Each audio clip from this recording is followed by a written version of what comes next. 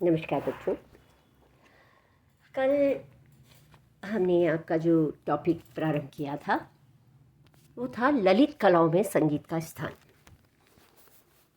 इसके अंतर्गत हमने ये देखा था कि कला क्या है, विभिन्न विद्वानों ने उसे किस किस तरीके से परिभाषित किया है। और जैसा कि मैंने आपको बताया कि दो मुख्य कलाएं होती हैं, एक है उपयोगी कला, दूसरी ललित कला। उपयोगी कला वो कलाएं होती हैं जो कि जिनसे हमारा जीवन से घनिष्ठ संबंध होता है, यानी जो जीवन के नित्य उपयोग की वस्तुओं से संबंधित होती हैं। वहीं ललित कलाएं जो है वो कलाएं होती हैं जो हमें मानसिक संतुष्टि, आनंद प्रदान करती हैं। ललित कलाओं के अंतर्गत हमने बताया कि 5 मुख्यतः ललित कलाएं हैं। पहली वास्तुकला, दूसरी मूर्ति कला, तीसरी चित्रकला, चौथा साहित्य, पांचवा संगीत। तो अभी हम सबसे पहले जो चर्चा करेंगे वो है वास्तुकला। वास्तुकला हम देखते हैं कि वास्तुकला का आधार जो है वो, और जो उसका स्थूल जो है वो, उसका आधार मुख्यतः स्थूल उपकरण है, जैसे ईंट, पत्थर, लकड़ी, मतलब इन सब चीज़ों से ही किसी वास्तुकला का निर्माण होता है। अब हम देखते हैं किसी मंदिर, मस्जिद, गिरजाघर आदि को हम देखें कि इनसे स्पष्ट रूप से दर्शक के मन में एक विशेष प्रकार का भाव तो उत्पन्न होता है, किंतु एक विशिष्ट व्यक्ति ही उनकी परिभाषा व्यक्त भाव से और एवं उसमें जो क्या भाव है उस बात से प्रभावित हो पाते हैं। क्योंकि हम किसी मंदिर, मस्जिद आदि को देखेंगे तो अगर उसकी बनावट है, उसकी सुंदरता है, उसमें वास्तुकला उसकी बहुत अच्छी है तो उसकी हम प्रशंसा करेंगे, लेकिन उसमें उस कलाकार का क्या भाव और क्या चीज़ रहेगी, ये क्या भाव उससे उसको कहा होगा। क्योंकि अधिकांशतः हम देखते हैं कि अधिकांश दर्शक जो है वो पत्थरों के जमाव से, उसकी ईंटों की चुनाई आदि की प्रशंसा तो कर पाते हैं, पर इस बात तक नहीं पहुंच पाते कि इस भवन का या प्रासाद का निर्माण किन मानसिक भावों की अभिव्यक्ति के लिए किया गया है। अतः स्पष्ट है कि विभिन्न स्थूल उपकरण या अनेकानेक वो मनुष्यों की सहायता से बना भवन या प्रसाद जो है, उसके मूल चिंतक या कलाकार के मन में जो स्थित भावों की अभिव्यक्ति है उसको करने में प्रायः असमर्थ रहता है। प्रसाद या भवन कलाकृति तो इसलिए है क्योंकि कलाकार ईंटों व पत्थरों को उसने एक ऐसा मूर्त रूप उसमें प्रदान किया है कि उसके दर्शक के नेत्रों में एक विशेष प्रकार का आनंद की प्राप्ति तो वो करवाने में वो सफल रहता है, पर उसके समग्र रूप को कोई भी दर्शक नहीं देख सकता कि कितनी कुरूप वस्तुओं के संग्रह से उसका निर्माण हुआ है। इस प्रकार ये मानसिक आनंद का अभाव तो उसे अन्य ललित का मतलब उसमें जो है एक मानसिक आनंद की जो देने का जो काम है वो, उसके लिए ये कला जो है उसमें यह वास्तुकला जो है वो असमर्थ रहती है। इस कारण जो है इसे निम्न कला की श्रेणी में रखा जाता है। दूसरी जो कला आती है वो है मूर्ति कला। इसमें भी, इसके निर्माण में भी हम देखते हैं कि स्थूल उपकरणों की ही आवश्यकता होती है, जैसे पत्थर, धातु, लकड़ी, और इन्हीं सबको सुनियोजित कर कर जो है मूर्तिकार उन्हें एक सुंदर व भावमय मूर्ति का रूप देता है।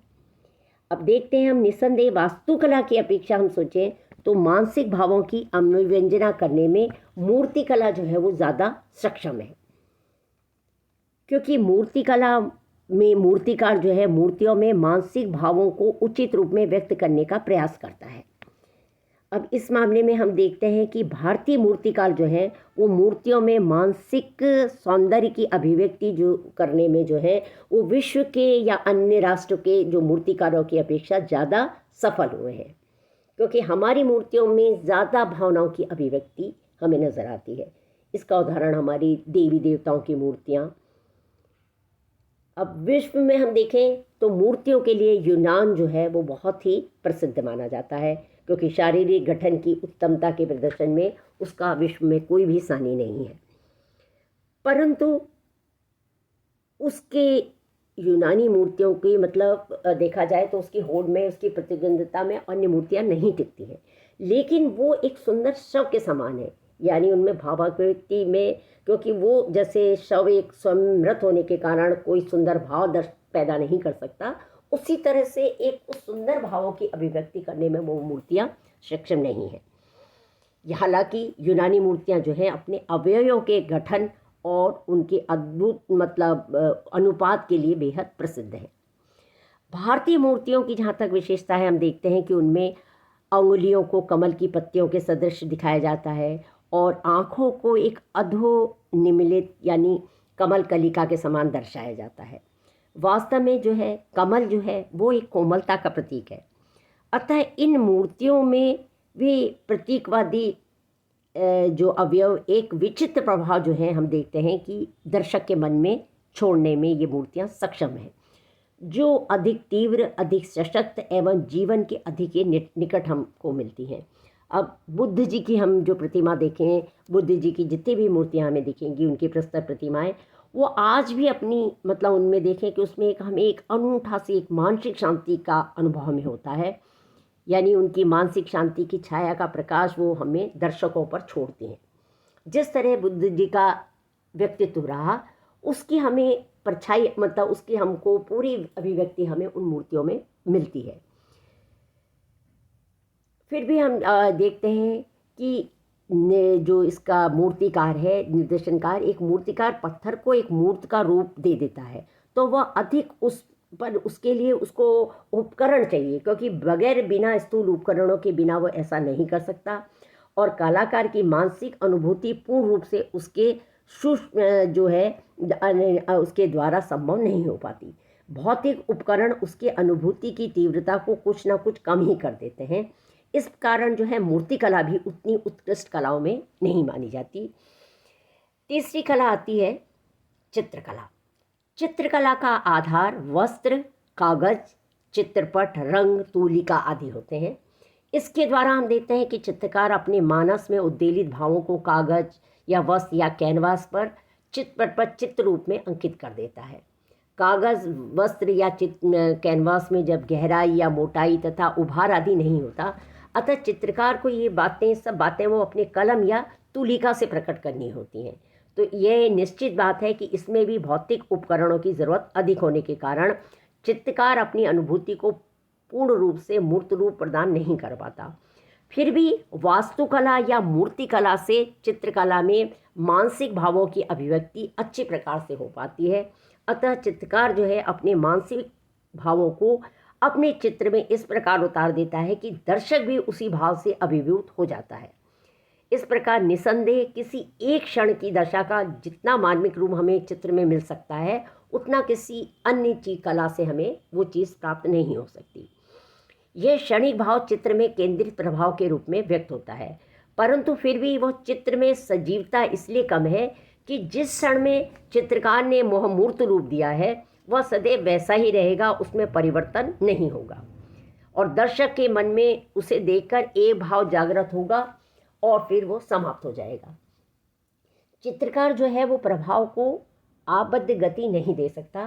फिर भी हम देखते हैं कि चित्रकार में मानसिक भावों को मूर्तिकला या स्थापत्य कला से अभिव्यक्त ज़्यादा अच्छी तरह से चित्रकार द्वारा व्यक्त किया जा सकता है। तो इस दृष्टि से वास्तुकला और मूर्तिकला की अपेक्षा चित्रकला जो है वो उच्च श्रेणी में कला की श्रेणी में मानी जा सकती है। इसी तरह फिर आती है काव्य कला। काव्य कला जो है मनुष्य अपने भावों की भाषा के माध्यम से दूसरे व्यक्ति पर जो है अपने भावों को भाषा के माध्यम से दूसरों पर अभिव्यक्त करता है। प्रत्येक शब्द किसी न किसी भाव का प्रतीक है, अतः भावों को ही कवि भाषा में व्यक्त करता है। इस प्रकार शब्द ही काव्य का आधार है। हम देखते हैं कि मुख्य आधार जो है काव्य शब्द है। इस तरह से इसमें जो है सबसे कम जो है स्थूल उपकरणों की या बाह्य उपकरण की आवश्यकता कम होती है। काव्य कला की उत्कृष्टता की तुलना इसीलिए केवल संगीत से ही होती है और उसके संगीत से ही उसकी तुलना की जा सकती है, क्योंकि ललित कलाओं में ये दो ही कलाएं ऐसी हैं जो कि गतिशील कलाएं हैं, और संगीत जो है वो स्वर तथा लय तथा काव्य जो है वो शब्दों आदि के सहयोग लेके चलता है। मतलब यानी संगीत का आधार है स्वर और लय, तो काव्य जो है वो शब्दों का आधार लेके चलता है। संगीत किसी वस्तु का वर्णन नहीं कर सकता, अतः इसके द्वारा उपस्थित चित्रों में हमें विविधता जो है वह अपेक्षाकृत कम होती है, और काव्य के द्वारा जो होता है कितनी ही बातों का वर्णन एक साथ किया जा सकता है। कभी कभी तो हम देखते हैं कि एक एक शब्द एक एक चित्र बनाता है, और सभी शब्द मिलकर एक विचित्र वातावरण की जो है सृष्टि कर देते हैं। तो इस प्रकार हम देखते हैं कि पांचवी जो कला है वो है संगीत। संगीत कला, इसका आधार जो है मुख्यतः वो है नाद या ध्वनि। नाद के द्वारा ही संगीतज्ञ अपनी अनुभूति की अभिव्यंजना करता है। संगीत और काव्य इतने अधिक संबंध है कि उनका अंतर अत्यंत सूक्ष्म हो जाता है। नाद या तो गले से उत्पन्न किया जाता है या वाद्य यंत्रों द्वारा, सप्त स्वर इस कला की आधार मतलब वाद्य यंत्रों द्वारा, और मुख्यतः देखा जाए कि सप्त स्वर यानी 7 स्वर जो है उस कला के आधार माने जाते हैं। नाद को प्रकट करने के लिए किसी भौतिक उपकरण की अपेक्षा जो है वो अनिवार्य नहीं है। गायक हम देखते हैं कि गायक केवल अपने कंठ के स्वर से ही श्रोताओं को मंत्रमुग्ध कर दे हैं, और जो एक मीठा गला और एक अच्छा गायक जो है वो अपनी गायकी से अपने स्वर के माध्यम से इतना, यदि वो स्वर में उसकी तासीर है तो वो व्यक्ति को हंसा भी सकता है, उसको रुला भी सकता है। अतः विद्वानन के लिए इस मामले में थोड़ा सा हमको मतभेद मिलता है कि कुछ लोग जो हैं वो काव्य कला को श्रेष्ठ मानते हैं और कुछ जो है वो संगीत कला को। तो यहाँ मतलब हम ये कह सकते हैं कि इन दोनों कलाओं में, क्योंकि जो ये 5 कलाएं हैं इनमें संगीत कला और काव्य कला जो है वो श्रेष्ठ मानी जाती हैं। ये नहीं कि इसका कहने का अर्थ ये नहीं है कि वास्तुकला या मूर्ति कला नहीं, वो 5 मतलब है, लेकिन इन 5 कलाओं की अपेक्षा में जो है हमें मुख्यतः देखने को मिलता है कि संगीत और काव्य जो है वो कलाएं जो है ये, क्योंकि दोनों ही गतिशील कलाएं हैं और ये दोनों कलाएं जो है सर्वोत्कृष्ट मानी जाती हैं। और इसमें भी हम देखेंगे कि संगीत जो है वो किस प्रकार से जो है वो अधिक जो है उसको संगीत को जो है मान्यता मिली है, और संगीत को जो है सर्वोच्च ललित कलाओं में सर्वोच्च स्थान प्राप्त है। तो इस विषय पे हम चर्चा जो है वीडियो की अंतिम अध्याय यानी तीसरे अध्याय में करेंगे। Thank you.